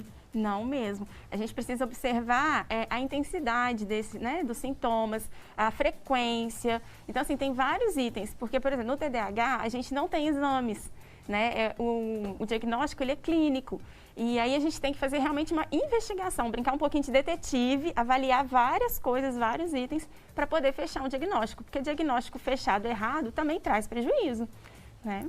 E a gente estava falando anteriormente sobre a importância do diagnóstico na infância, né? E aí um pouquinho para falar, né, com os pais, porque a gente sabe que, principalmente nas crianças, né, que é o período de vida escolar, o TDAH afeta diretamente nesse quesito e justamente acaba sendo um grande alerta, né? O desempenho escolar da criança pode acabar sendo um alerta para os pais que tem um problema ali. Além desse possível problema de desempenho escolar, quais outros sinais os pais devem estar atentos de que a criança pode ter TDAH e que ela talvez precise desse auxílio profissional? Os pais têm que observar o próprio desenvolvimento da criança, né? As crianças geralmente são mais impulsivas, elas têm uma agitação muito grande. Essa agitação pode se manifestar através de uma agressividade intensa também. Na idade escolar, o índice acadêmico realmente ele pega mais, porque é mais fácil até da escola observar, dos pais observarem. E é um comportamento que é geralmente levado para a vida adulta. Então, aquelas crianças que não foram diagnosticadas, elas têm uma tendência a ter uma escolaridade menor, porque é difícil para elas manter o estudo, né? Então, o sinal de alerta trazendo prejuízo para o meu filho, a desatenção, a impulsividade, essa correria que às vezes a criança arruma, ela às vezes não presta atenção no que o pai fala, ela não segue comandos, né? E aí o pai começa a observar que isso traz dificuldade no dia a dia, é um sinal de alerta. E segundo dados da OMS, né, Organização Mundial de Saúde, cerca de 4% da população adulta mundial tem TDAH. Só no Brasil, o transtorno atinge aproximadamente 2 milhões de pessoas adultas. A gente fala um pouco, né, da criança, da importância do diagnóstico precoce. E os adultos que sofrem, né, com esse transtorno, por que tem tanto adulto, né, com esse transtorno? Esse transtorno ele pode vir a aparecer depois, né, de uma certa fase da vida? Ele tem uma boa parte de carga genética, o TDAH, embora não seja o único motivo, né? Então, a gente pode pensar que você tendo o gene ali, você já tendo essa predisposição genética, talvez você não vá desenvolver na infância, Porque, às vezes, você tem um ambiente que é mais favorável, né? As coisas que acontecem na sua vida. E aí você só desenvolve isso na idade adulta. Mas não significa que na infância você não, né? Você já devia ter alguns sinais, só que eles não eram tão intensos. Então, na vida adulta, sim, você pode ter, mas é isso, você vem da infância para a vida adulta. Dificilmente na vida adulta, né, surge assim do nada. E esse número que a Roberta falou, né, ele pode ser ainda maior, já que, né, em gerações anteriores, hoje em dia ainda é um pouco assim, mas em gerações anteriores esse transtorno era muitas vezes lido como problema de atenção, desinteresse, falta de disciplina, o que resulta em hoje termos muitos adultos que não foram diagnosticados, né? Isso ainda é um tabu? Tem visto uma melhora nesse sentido na infância? Mais adultos têm procurado ser diagnosticados? Como que está isso atualmente? O tabu, ele vem muito da falta de informação, né? Então, é isso como você trouxe. Às vezes, a criança é muito rotulada e tem gente que ainda não acredita no diagnóstico. Porque como ele traz prejuízos, assim, e, por exemplo, o uso da medicação. A gente pode ter o uso da medicação suspensa, ela não é prolongada. Não necessariamente você vai ter que tomar o remédio para o resto da vida. Então, a pessoa às vezes não entende. Como que ela vai tomar o remédio só por um período? Ela não tem um transtorno. Mas é porque não compreende mesmo. Então, o tabu é dessa falta de informação. É importante a gente conversar sobre o tema, é importante a gente avaliar, ao invés de ficar rotulando, né? A criança, ela é mais agitada por natureza, é dela. Mas, às vezes, a gente vê a criança e fala assim, ele é mal educado, os pais que não colocam limite. Mas, muitas vezes, esses pais também apresentam um transtorno justamente por ter uma carga genética. Então, às vezes, o próprio pai não foi diagnosticado e está tentando ali, né, ajudar o filho. E Larissa, a gente recebeu mais uma pergunta do pessoal de casa, agora lá de Contagem, né? O Ronaldo, ele perguntou: sou ator, professor, e eu preciso que subam aí para eu saber qual que é a pergunta, então falem no meu ponto. Sou ator, professor e analista contábil. Fiz 2 cursos superiores e tive muita dificuldade para guardar e aprender o conteúdo nesse aprendizado. Tenho 55 anos e ainda tenho muitas dificuldades para guardar meus textos teatrais. Gostaria de saber qual o melhor exercício para ter uma boa memória. Aí a gente teria que avaliar, né, como que ele assim, vai... Na verdade, ele teria que pensar qual estratégia diferente ele pode tentar utilizar, né, para essa memória. Às vezes uma repetição, né, ou às vezes ele pode escrever coisas na parede e aí sempre ele vai ficar olhando aquilo e vai lembrar, né, daquilo que ele está lendo. Diversificar as estratégias que ele tem, né, para poder dar um impulso aí nessa memória. Técnica com certeza vai ter, né? E é sempre bom a gente trabalhar aí com a memória. E é isso, é tentar entender mesmo o que faz mais sentido para você, né? Se são coisas mais visuais, se são coisas faladas, né? São ferramentas, né? Que são usadas para auxiliar a pessoa a realmente conseguir melhorar um pouco essa dificuldade, né, que às vezes ela tem, né? Sim.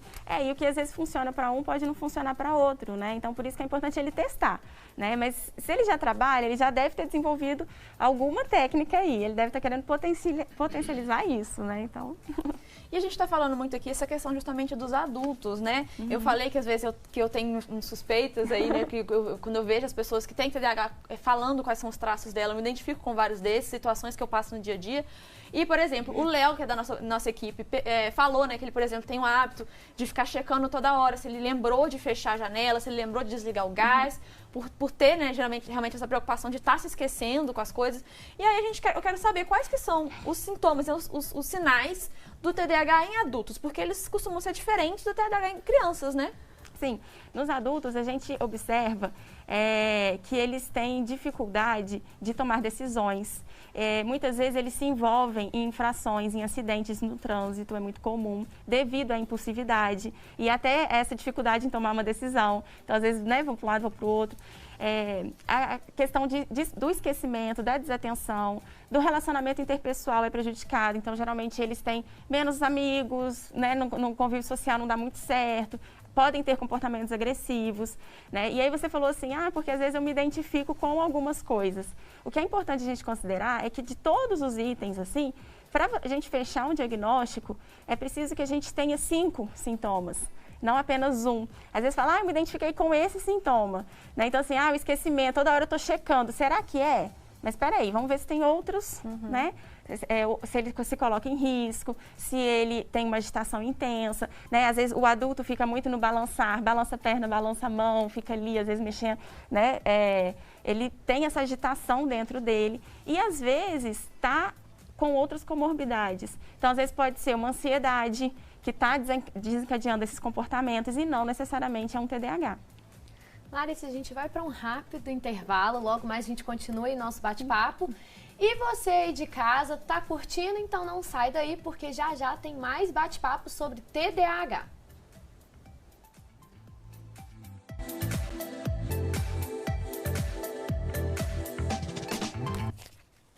Manhã Diversa está de volta mais uma vez para você. Agora são 11 horas e 32 minutos. E é hora da gente ir direto para a redação da Diversa para saber então qual que é a principal notícia de manhã, né, de destaque nessa quinta-feira. E o Gabriel Luterbach já está aqui com a gente no telão. Bom dia, Gabriel. Muito bem-vindo mais uma vez.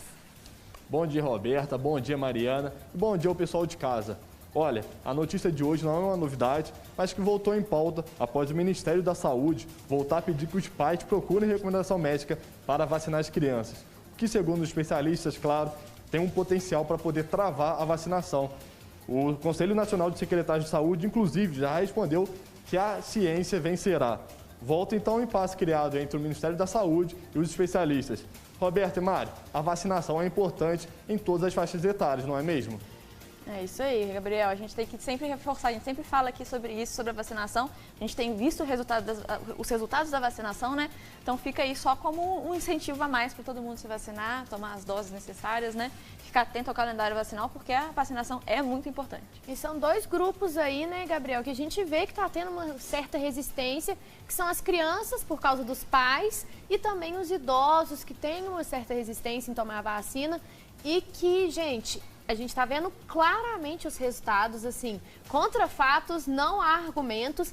E se hoje a gente está tendo esse aumento aí, né, no número de casos, mas não é igual o aumento em mortes ou sintomas, né, agravados pela Covid, isso tudo se deve à vacina.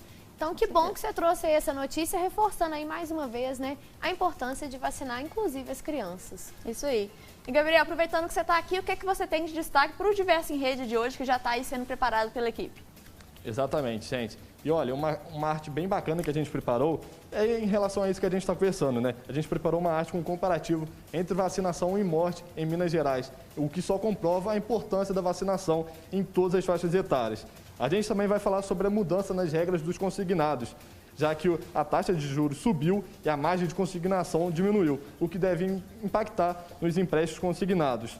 E hoje, como é quinta-feira, é dia do quadro de Boas Notícias, a Sulamita vai trazer alguns destaques, boas notícias para a gente poder ter uma quinta-feira, já um fim de semana tranquilo. Tudo isso a gente vai falar de 6 horas da tarde até as 7 horas e 10 minutos da noite, na tela da TV Diversa, no Diversa em Rede. Mari e Roberta. Bom demais, Gabriel. E lembrando aí do quadro de Boas Notícias, né? Entreguei em boas mãos a Sula, que também está assumindo aí, né? Essa semana passada um pouco, o Diversa em Rede, né? A bancada, exatamente. Então, assim, aproveito a participação do Gabriel aqui, fica o convite para o pessoal de casa acompanhar. Então, muito obrigada, Gabriel. Amanhã, então, você traz mais informações para a gente. Isso aí. E aqui no estúdio a gente continua a nossa entrevista sobre o transtorno de déficit de atenção e hiperatividade com a psicóloga Larissa Assis. Mais uma vez, seja muito bem-vinda ao Manhã Diversa e muito obrigada pela sua participação. E pra gente continuar nosso bate-papo, né, eu acho que essas dúvidas, né, que chegam aqui pra gente, o pessoal de casa pergunta, as dúvidas que a gente tem muita relação com o tratamento também, né, com como é feito o tratamento, porque a gente sabe que tem as crianças que são diagnosticadas por, né, os sinais que elas apresentam, e os adultos que às vezes, justamente por ter uma dificuldade de identificar os sinais, por não terem sido diagnosticados quando criança, acabam sendo diagnosticados tardiamente. Mas existe uma diferença no tratamento de crianças e adultos? Como que é o tratamento? A gente pode pensar que nas crianças a gente usa a medicação e às vezes a terapia junto, ela é muito importante, né? O processo da terapia, justamente para a criança aprender a lidar. Porque os comportamentos do TDAH, eles vão trazer dificuldades, às vezes, de autoestima, da forma como a pessoa se vê, se percebe. E então a terapia ajuda ela também a entender esse processo. o uso da medicação na infância, geralmente, ele é mais recorrente do que no adulto. Justamente porque a criança ainda não tem tantos recursos. Na vida adulta, a terapia também ajuda bastante, justamente para o indivíduo adulto, né? Às vezes ele desenvolveu estratégias que não foram tão satisfatórias porque ele não teve o acompanhamento ao longo da vida. E aí a terapia ajuda ele a se reposicionar, né? A se reencontrar e a ter mais autoconhecimento sobre o transtorno e como ele pode modificar as coisas no dia a dia, as suas relações, né, para poder aumentar aí a sua autoestima, né, a forma como ele vai lidar com essas características e diminuir esses prejuízos. A medicação no adulto, ela também acontece, tá? Não é só na infância, não. Mas tem um pouquinho dessa diferença, assim, né, que na infância, às vezes, ela é mais recorrente, a medicação. E o transtorno ele é amplo, né, com vários sintomas.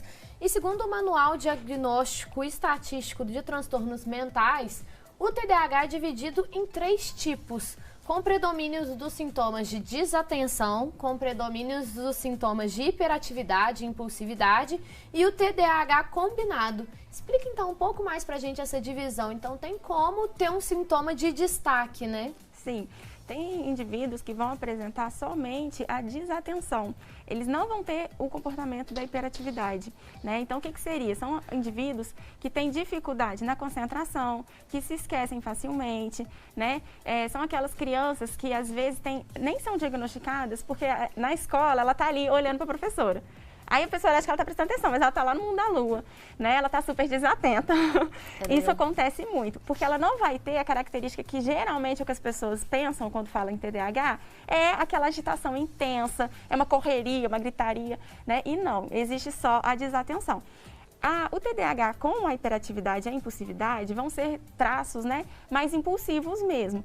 Então, vai ser essa agitação, essa dificuldade de ficar quieto, dificuldade de esperar a sua vez, né, de responder a um comando. Então, tem dificuldade até de, assim, numa conversa, conseguir conversar. São pessoas que interrompem muito o outro pela impulsividade.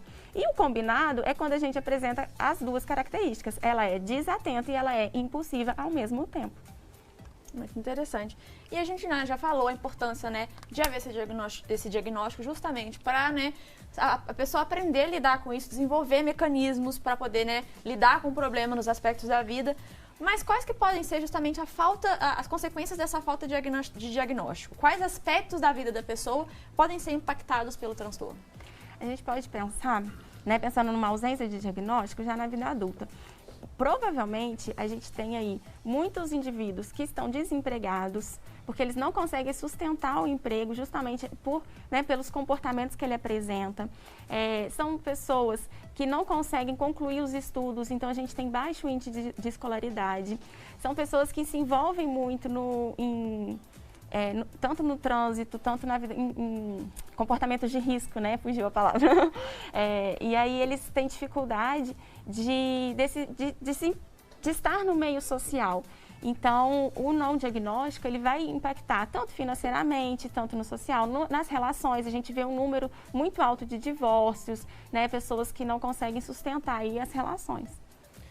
E o TDAH, ele está em destaque, né? Inclusive por isso que a gente está trazendo ele aqui hoje. Mas você vê talvez uma banalização desse transtorno? Eu vejo muita gente falando, acho que eu tenho. E assim, realmente, desatenção, hiperatividade, são algumas coisas que as pessoas podem passar por momentos de vida que isso, né, tem um grande destaque. E eu queria saber, então, o que difere uma simples desatenção de um transtorno mesmo, né? E essas outras características, existe talvez como medir, alguma forma de medir para não chegar nessa banalização do transtorno? Aí a gente teria que observar a intensidade e a frequência desses comportamentos. Às vezes eu estou desatenta porque eu estou passando por um momento difícil na minha vida, às vezes eu estou, né, mais enrolada, complicado ali, está muito agitado o meu dia a dia e eu não consigo ter a atenção devida. Às vezes eu estou mais agitada porque eu preciso tomar uma decisão importante e aquilo está me atrapalhando. E aí é um comportamento isolado que tem fatores externos que podem justificar esse comportamento. No TDAH, a gente vê que nada justifica. Então, assim, a vida da pessoa... Independente de como está a vida, né? Independente, ela vai manter em vários ambientes. Não vai ser só em casa, não vai ser só na escola, não vai ser só no trabalho. Vão ser em diversos contextos da vida do indivíduo que ele vai apresentar esses sintomas. Eu acho que talvez, né, até casando um pouco com a pergunta da Roberta, né, que é muito comum a gente ver pessoas que não têm TDAH, mas que tomam os remédios que são indicados para quem tem TDAH, por exemplo, para ajudar a focar mais nos estudos, ou para, né, porque está se preparando para uma prova, um concurso importante, aí toma um remédio, né, que é indicado para quem tem esse transtorno. Quais que são os riscos e os perigos dessa prática? Assim, ele não precisa da medicação e ele está tomando, ele vai ter um benefício ali momentâneo, mas ele pode desenvolver até a dependência dessa medicação e desenvolver hábitos ruins, né? Porque geralmente quem toma fica noites estudando, né? A gente vê os concurseiros que às vezes utilizam a medicação e aí depois eles não conseguem voltar ao estilo de vida que gostariam, porque o organismo ele vai se modificando através dessa medicação. Então é importante que se use o medicamento com responsabilidade, em casos que realmente precisa, com o acompanhamento de um psiquiatra, né? E não por conta própria. É muito perigoso isso. Larissa, queria agradecer a sua participação aqui hoje, é muito importante, eu acho que todas as coisas ligadas a esses transtornos, né, aqui a gente sempre vai ter espaço para falar sobre isso, porque é isso, afeta várias pessoas, a gente viu aqui os dados, né, da OMS, então é importante ter essa informação, o pessoal buscar, né, talvez um acompanhamento psicológico, isso eu acho que independente de transtorno ou não, a gente sempre, né, sempre dá bom, essa, né? Exatamente. Então queria agradecer demais sua participação aqui hoje por esclarecer todas essas dúvidas que a gente apresentou, viu? Obrigada, agradeço. E é importante realmente falarmos para vencermos esses tabus todos que são colocados, né? Isso aí, até espalhar a informação, né? E falando em espalhar a informação, eu gostaria de perguntar se você tem alguma sugestão, alguma dica para o pessoal de casa, de algum conteúdo, seja nas redes sociais, seja no YouTube, podcast, em que eles podem aprender um pouco mais sobre esse assunto. Caso, né, às vezes elas estejam pensando assim, será que eu procuro ajuda profissional? Será que às vezes tem ali algum conteúdo na internet que vai dar aquela cutucadinha que falta para ela falar, você tem que procurar ajuda sim.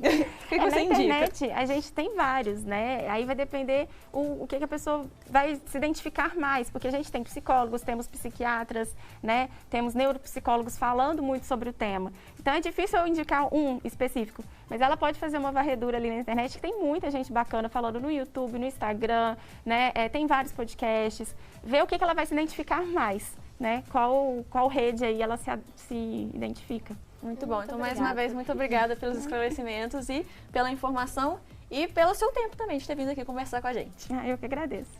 E depois do intervalo tem a finalização do frango do governador, que o chefe Arthur Veloso está preparando lá na cozinha. Se eu fosse você, então, é claro, ficava por aí para a gente conferir juntos o resultado, que tenho certeza que é de dar água na boca.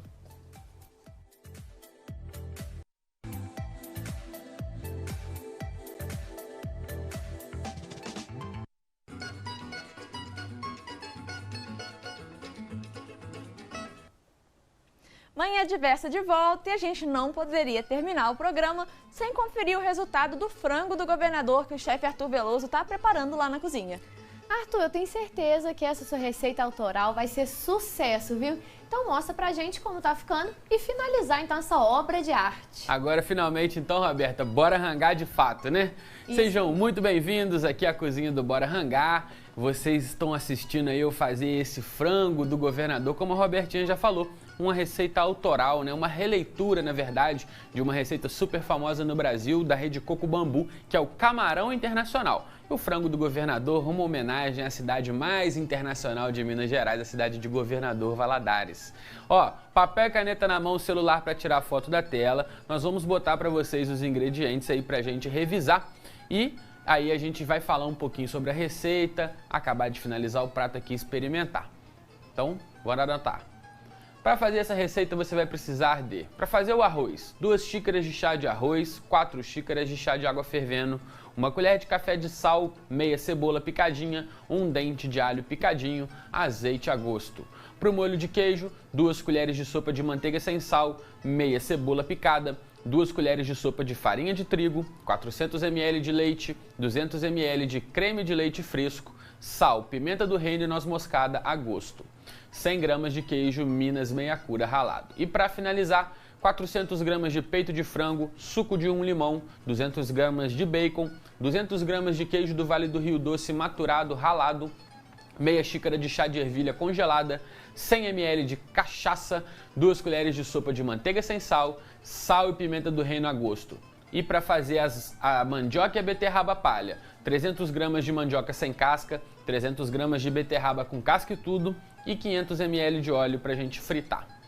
Então olha só, lá no primeiro bloco, você que perdeu, a gente começou a fazer o nosso molho branco. Um molho de queijo, a gente começou a derreter na manteiga, refogamos a farinha de trigo, entramos com leite, depois que ferveu, engrossou, aí a gente entra com queijo, creme de leite e deixa esfriar. Em uma outra panela, uma panela grande, a gente começou dourando o bacon. Depois que o bacon dourou, soltou um pouco a gordura sem dourar demais, a gente entrou com manteiga. O frango, panela bem quente, vai mexendo aos poucos para não esfriar a panela, para não soltar água. Quando o frango estiver fritando, a gente entra com a cachaça e flamba. E aí a cachaça, a gente vai deixar ela reduzir ali por 10 minutinhos mais ou menos em fogo baixo para ela ajudar a cozinhar o frango e ela reduzir. Quando voltar a fritar, você já pode entrar com o arroz, as ervilhas, o molho de queijo, leva para uma travessa grande, porque a receita é grandona. E lembrando, você pode usar aquele arroz que está parado na geladeira, o arroz de ontem, né? Para reaproveitamento, melhor dos mundos, então. E aí na travessa grande você vai espalhar o queijo maturado agora, que ele vai entrar para gratinar. E aí no forno máximo você leva para gratinar. Enquanto gratina, a gente frita a beterraba e a mandioca. Elas ficaram assim, ó. Eu andei fritando elas aqui enquanto o outro bloco do Manhã Diversa rolava. Eu fiquei aqui fritando tanto a beterraba quanto a mandioca, ó. E elas estão super crocantes, gente. A beterraba, eu te ensinei o macete, ó. Ela sai mole ela ainda sai mole lá do óleo. Depois que esfria, é que ela chega na crocância. Super docinha, fica lindo, ajuda na finalização do prato, fica maravilhosa. E a mandioca, que eu falei, fica crocante, ó, por um dia inteiro praticamente, super gostosa, muito melhor que a batata palha. Se vocês comerem isso aqui, vocês vão ver, vão elevar as receitas de vocês para um outro nível. Bora tirar então esse frango ali do forno, finalizar para a gente poder experimentar.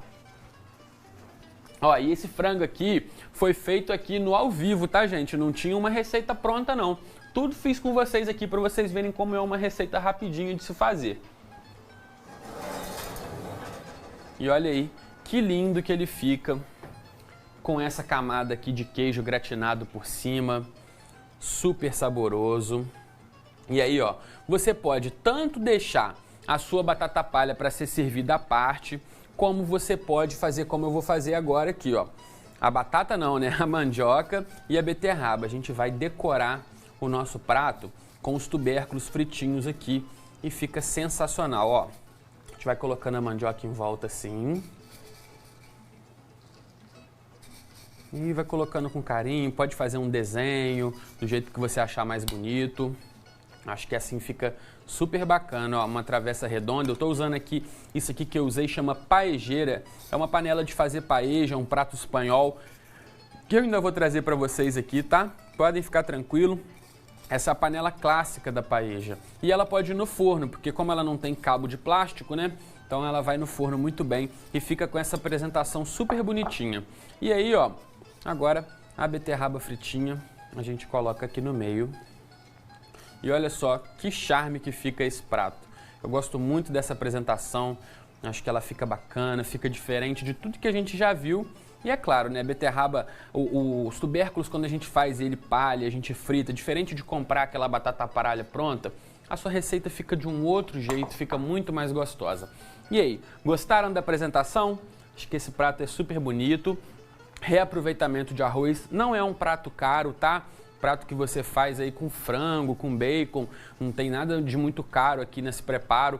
É mais uma questão de saber aplicar as técnicas, fazer uma apresentação bonita e você tem um prato aí até para o seu final de semana, viu só? Gostou da receita? Vai fazer. Tira a foto, manda para mim lá no meu Instagram, @chefarturveloso, tudo junto, Arthur com TH, tá?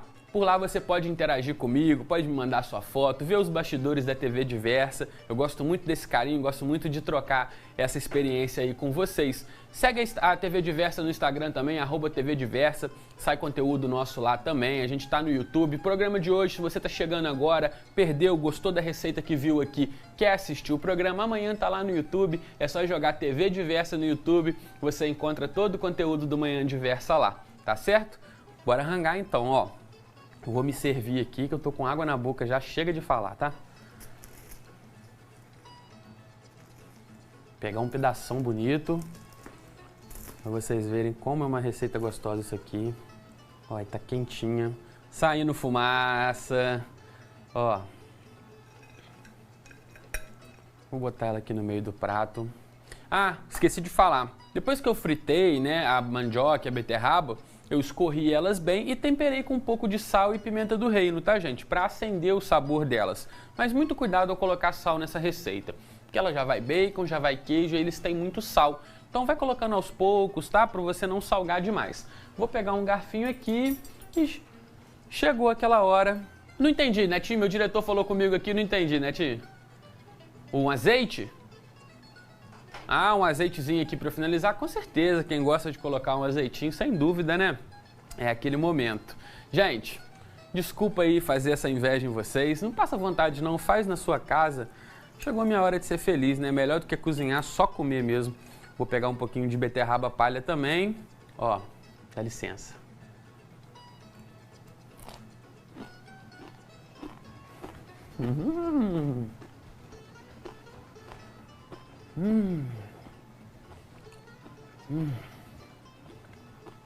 Gente, olha como esse arroz fica cremosinho, olha. Aí a gente tem um gostinho do frango, a acidez do suco de limão que eu coloquei aqui, o gosto de queijo, mandioca, beterraba. Sério, você tem que experimentar, tá? Não deixa de fazer não, tenho certeza que você vai adorar. Enquanto eu vou continuando comendo aqui, eu vou jogar lá no Estúdio 1 com as minhas amigas Mariana Zacaron, Roberta Hello, e para elas encerrarem o programa aí no maior estilo e eu poder comer à vontade aqui. Meninas, com vocês. Em grande estilo, um prato autoral, então assim, realmente parabéns por tudo que você explicou, né, a ideia do prato, enfim. Porque a gente acha que, cozinhar é só ir lá e fazer, e não, você aí criou essa obra de arte, pesquisou sobre a cidade, fez uma linda homenagem, então, para os moradores de Governador Valadares, então, parabéns 2 vezes aí por esse prato, viu? Muito Vamos obrigado, te deixar Roberto. aí saborear essa delícia, porque você merece, né? Tá certo então, valeu! E o Manhã Diversa de hoje está terminando. Muito obrigada pela sua companhia, pela sua participação com a gente nessa quinta-feira. E não se esqueça de ficar ligadinho no site e nas redes sociais da Diversa.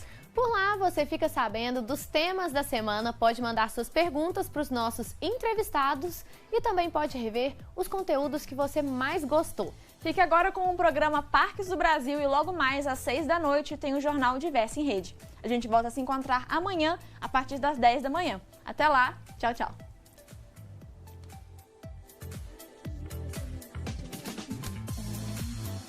Batatinha em cima, assim,